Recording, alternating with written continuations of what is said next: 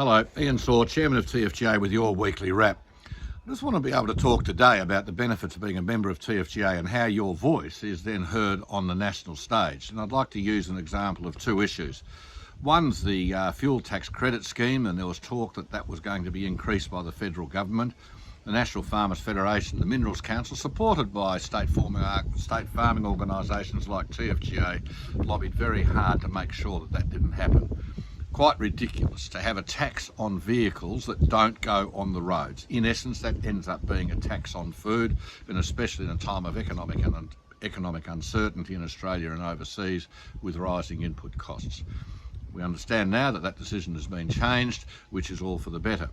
The other issue that is where TFGA has been involved in bringing something to the national stage is education and training. And TFGA has been having very high-level discussions with the government and the National Farmers Federation, all about improving the agricultural apprentice scheme around Australia and in Tasmania. And this was an offshoot from the discussions at the National Jobs Summit, which I spoke about before.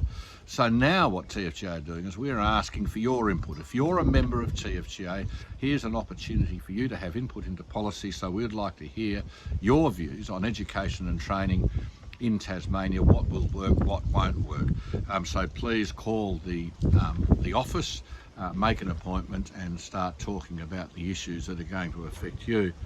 Also, the Rabobank has come out with the Australian Agribusiness Outlook for 2023, and down there somewhere there is a link to that report. It's great, prices are looking good. However, there are geopolitical considerations around the world, there's high input costs and some things are getting tough, but it's a report that we think is well worth reading. The other issue I'd like to talk about is for TFGA to be relevant into the future and continue to be relevant, we need to be able to connect with the younger farmers that are out there.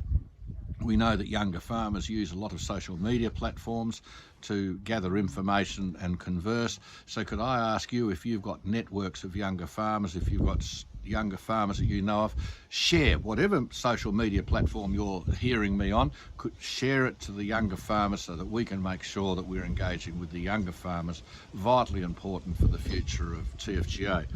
Anyway, that's the end of that. Today's going to be a really joyous weekend. My youngest daughter Rose is marrying Mark, so I'm going to have a cracker of a weekend. I've got to go back up and help set up the marquee. So until next weekend, take care.